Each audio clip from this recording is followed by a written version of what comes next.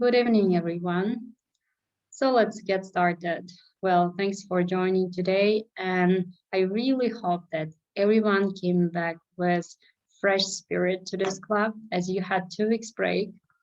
And I really hope that you had a great new year. Thanks for New Year wishes.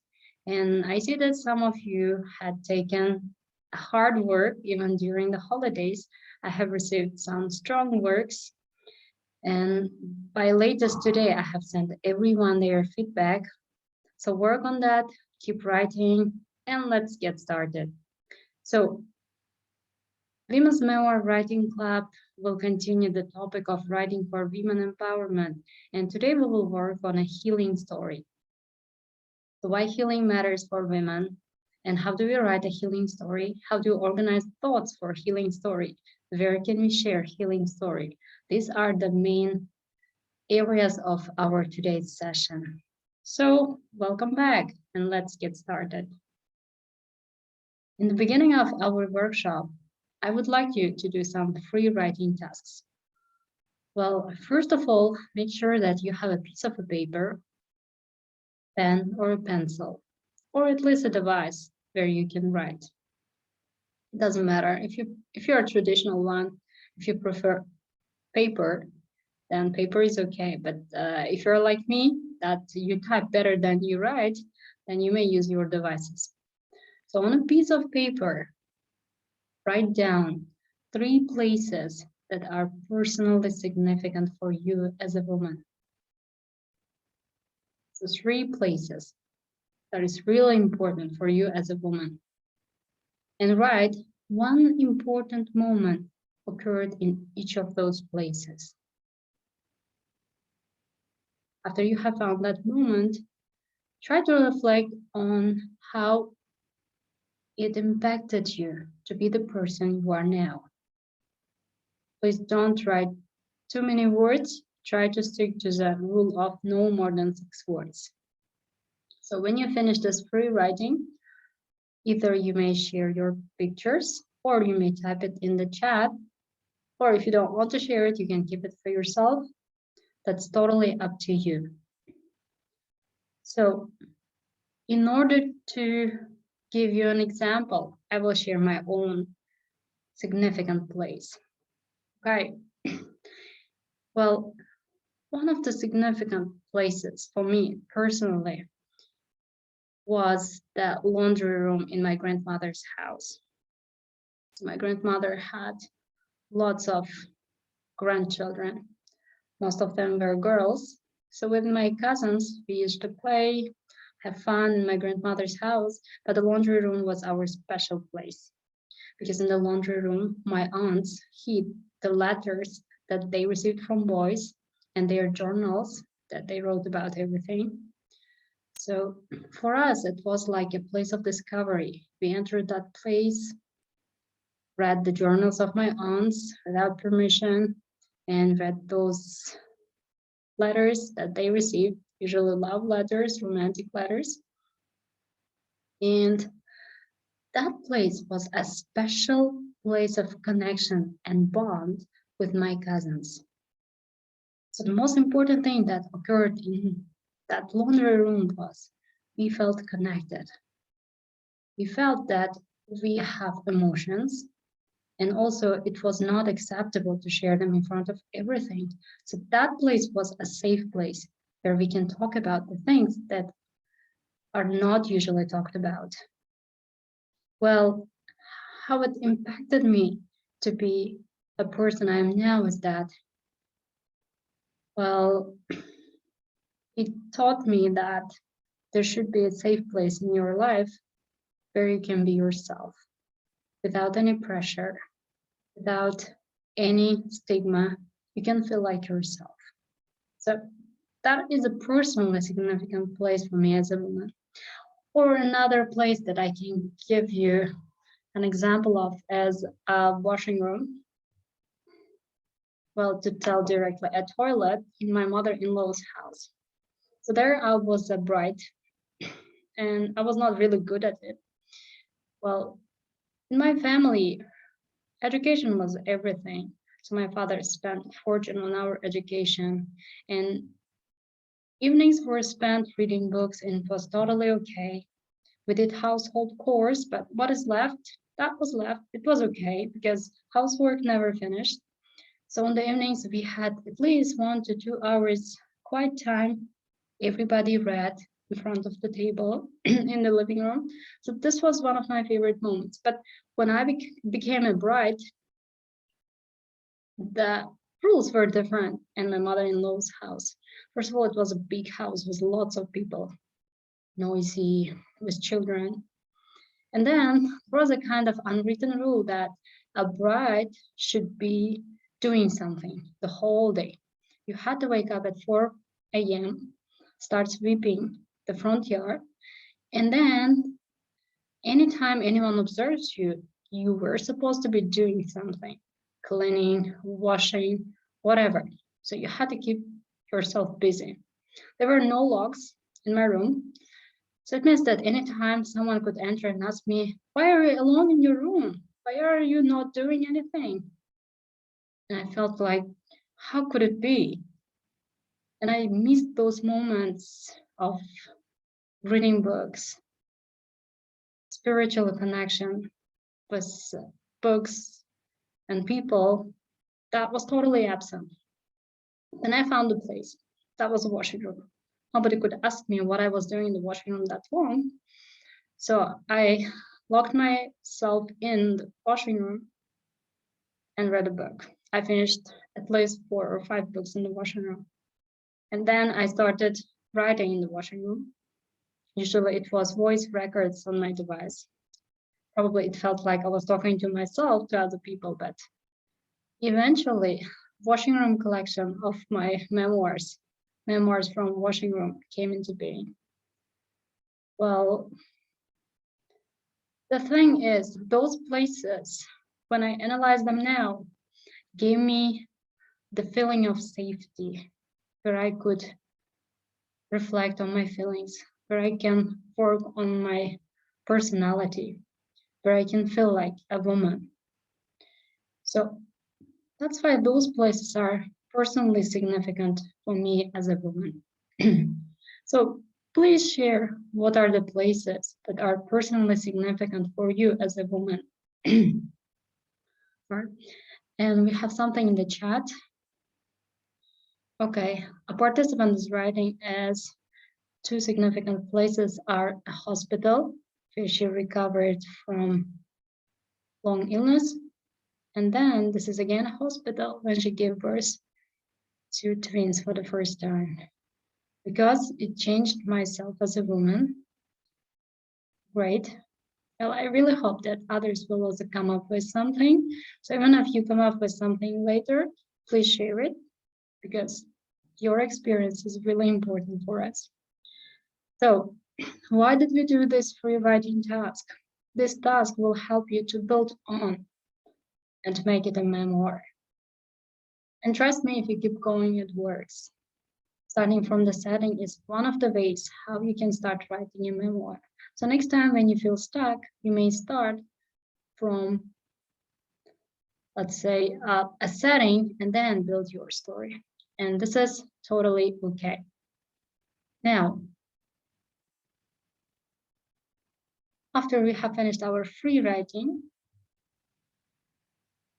well, now we'll talk about a little bit women empowerment problems. So I want to read a poem by Helen Reddy for you. I am a woman, hear me roar, in numbers too big to ignore. And I know too much to go back and pretend, because I've heard it all before. And I've been down there on the floor. No one's ever gonna keep me down again. So as you can see, those images reflect empowered women. So what color, what race, what personality they come from doesn't really matter. But empowered women make difference in society because they can empower other women. So one of the problems that lays in the way of empowerment is not being able to heal from past hurts and from the experiences that made you feel otherwise.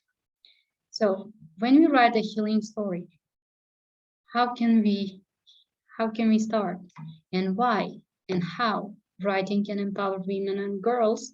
This is our main concern in today's session. So, well, writing is actually very empowering because it's the way of sharing our thoughts, our world with other people. It's a point of connection. So let's see how writing can empower women and girls. Well, when I was asked if writing can empower me as a woman, I thought, of course, because connection between writing and empowerment has always been an obvious one for me. And here are some ways that the two come together. First of all, through writing, we can find our unique voices. In a society that tries so hard to make all women look and act the same, like the same bodies, the same clothes, same hair, same ideas, same ways of life, writing becomes a means of breaking out the cookie cutter mold, let's say, and it's the way of discovering our true selves. Countless times I have plopped myself down on the couch to journal, assuming I know the topic and I knew the ideas and I knew how to write. But as the words started flowing, I found myself in a direction, in a world that I wasn't expecting. So writing can take you to new directions and can help you to discover yourself on other dimensions. A simple act of writing, just like journaling, can help you to learn about yourself and feel confident in living authentically, not copying from others. And it's very empowering. Next thing is writing helps us process our stuff. So what kind of stuff we need to process with writing? Well, actually we all possess a stuff, right? It can be baggage from our past. It can be our fears, doubts, anxieties, sadness, and insecurities. So too often women are told to keep those things concealed. We are not really encouraged to speak up about our fears, doubts, anxieties, and etc. So we suppress them and then we stuff them down. So sometimes quite literally, perhaps with a chocolate, right? Perhaps with a cup of tea, but we really stuff them inside ourselves. We ignore the stuff and put on a happy face with a smile on it. But actually, hiding all the stuff is not healthy for our psychology, for our mental health. It affects very badly.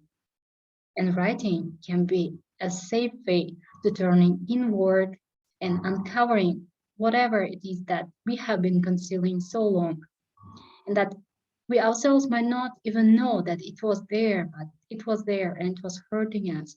So writing is a way of healing. Actually, we write the words we cannot yet speak. And we find our true selves when we bleed onto the paper. That's why writing is an empowering act for women. Last but not least, we can choose whether or not to share our words, which is already empowering. The beautiful thing about writing in today's world is it can span the full range of private to public. You can keep your words locked away for your eyes only, or you can choose to share them with the public. You can publish them. You can access blogs and become empowering women. So if you choose so, in a few clicks, you will be able to share your work with the whole world if you want. This is connection, and it encourages you to continue. And that is a very empowering thing. So these are the points why writing can empower women and girls, and why we should really teach women and girls to pour themselves onto the paper. So one of the reasons, as I have mentioned above, why we feel empowered through writing is that we can heal through writing. So how can we write for healing? First of all, in the writing, we can heal. It means that while write, we pour down all our inner stuff onto the paper and we feel the relief. And also, as McLaughlin says, seeing that journaling room got me thinking about the power of the writing, of words and the language and the free flow of thought. So it's very much freeing. You feel free to do anything. Also, an author says that, so those are actually quotations from the authors. Those authors write memoirs, and one of them say, I started thinking about how the act of writing helped me deal with the issues of poor body image and emotional eating, and about how seeing my words come alive on a page or on a computer screen made me feel alive. So when you write, you feel alive. Sometimes you feel something and you keep eating yourself emotionally. And writing is one way of therapy that you can heal.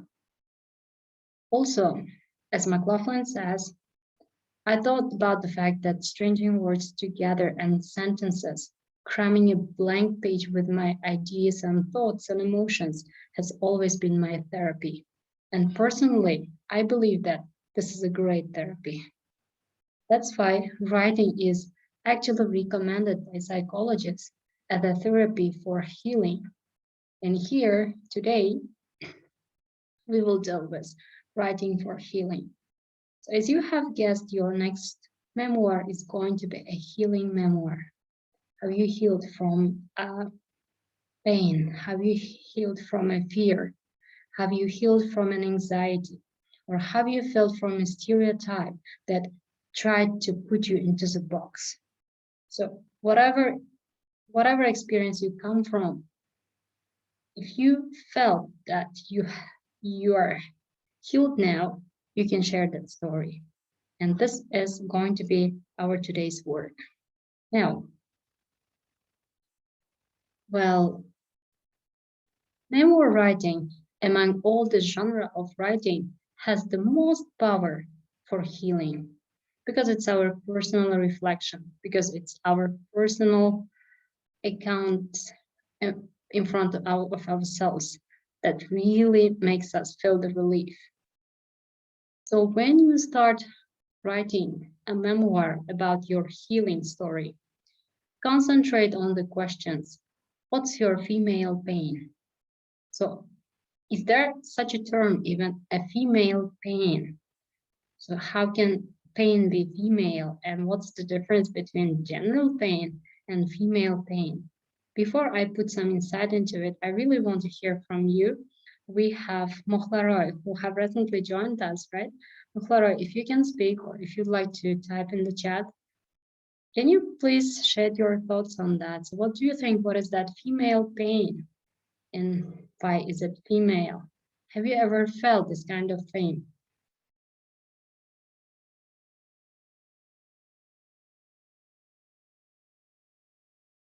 Okay. So I think Mukhlara is not hearing us or she's not ready to speak up. Zalola, would you like to share your thoughts on that? Yes, good evening. It's a little bit difficult question for me. I've just started thinking about it because, yes, I distinctly remember since my childhood, I think I have always felt pressured because what sometimes we have to feel like limited when it comes to achieving some goals, for example. Yeah, I exactly remember when I decided to study at a university, which is far from my hometown. My parents didn't allow me to go there and continue my studies. And at that time, I felt like lost, and at that time I didn't know what to do in the next stage of my life uh, in my hometown it's possible to continue my studies, but uh, but in my hometown, I think no university can give kind of knowledge related to my dream field or chosen field, we can say. But yes, at that time, I was kind of what kind of person like who was going to lose her hopes, but I tried to make all of my dreams come true, and at that time I started writing. Great. So let Because me ask you this question. Have you healed yet? Would you heal yourself from that still pain? healing, I think. Still Still healing. healing.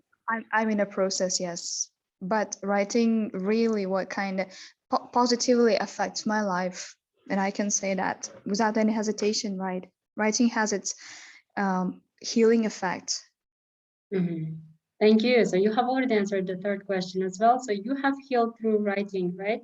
And what a beautiful example of what we are talking about here today. Thank you so much.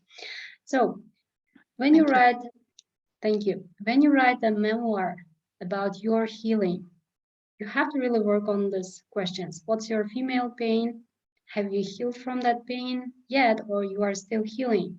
And how have you healed? Who helped you, or what helped you?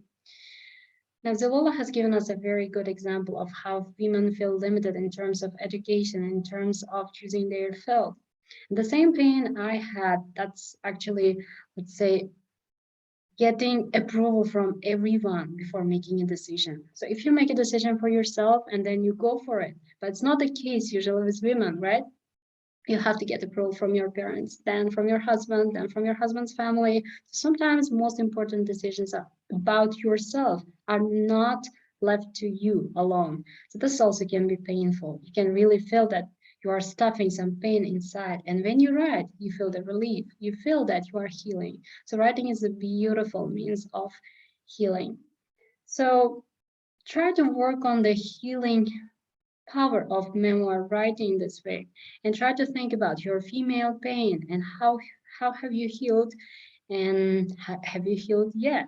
So this is going to be the main, let's say, central idea of this week's memoir. Now, before you start writing or working on your healing story, I would like to give you some tips again. So those tips are being repeated again and again from the beginning of our session.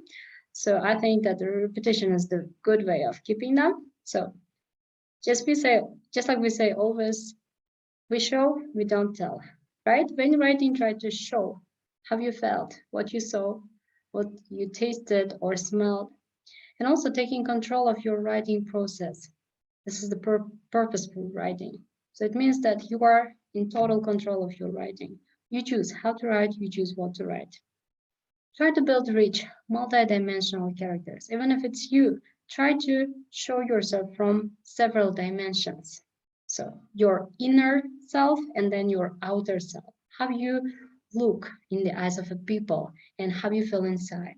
And also dig into your emotions. Analyze your emotions and work through your emotions. Describe your emotions and write powerful dialogues. You don't really have to write lots of dialogues in a memoir, but short, powerful dialogues will give strength to your memoirs. Try to take your readers from casual bystanders to intimates in your scenes, which means that try to be close to your readers. Try to be intimate with your readers by sharing something that's very important for you, sharing your personal experience. By words, invite them into your world.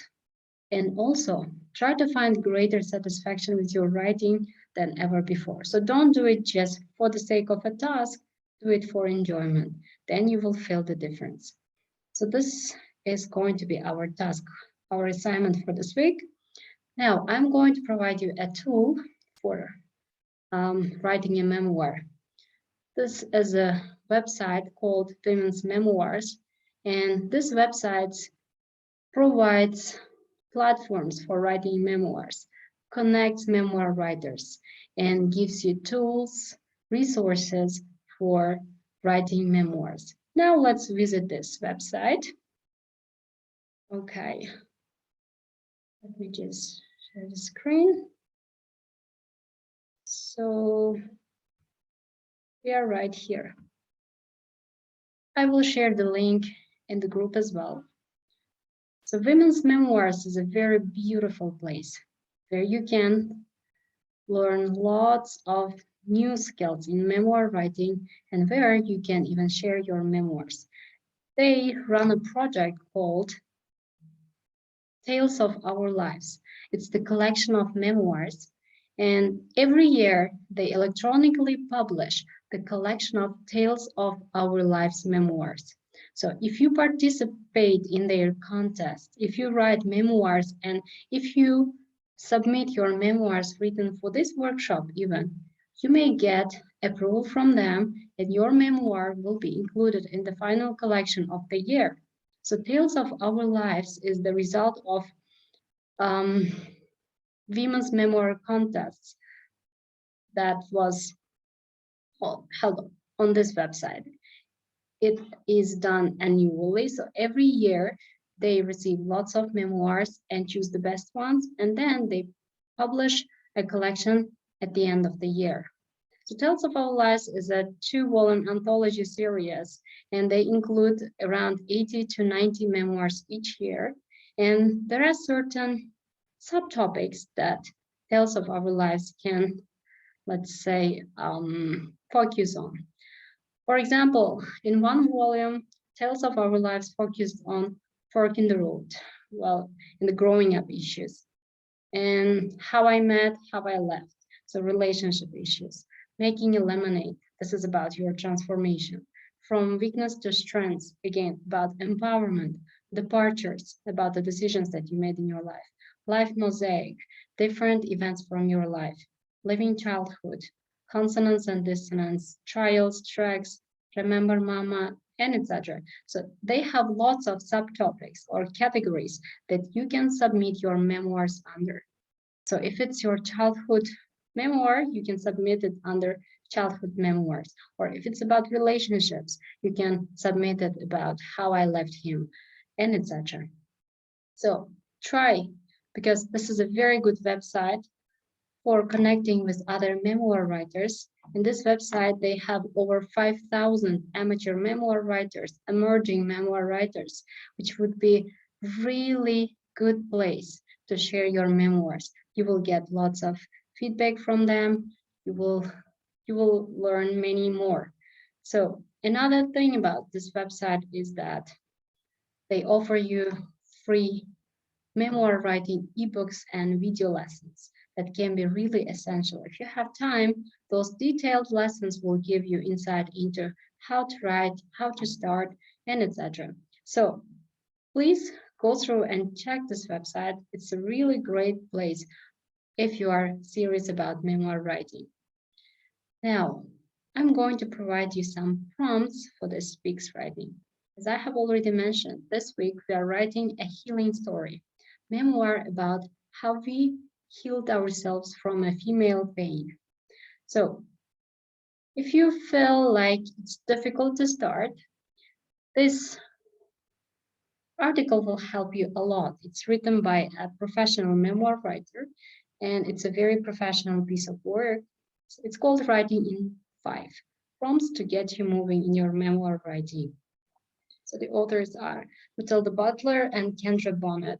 I really respect them. I keep in touch with them sometimes. They offer free memoir writing lessons. They're really good memoir writers. Now, what is prompt and why do we need prompt?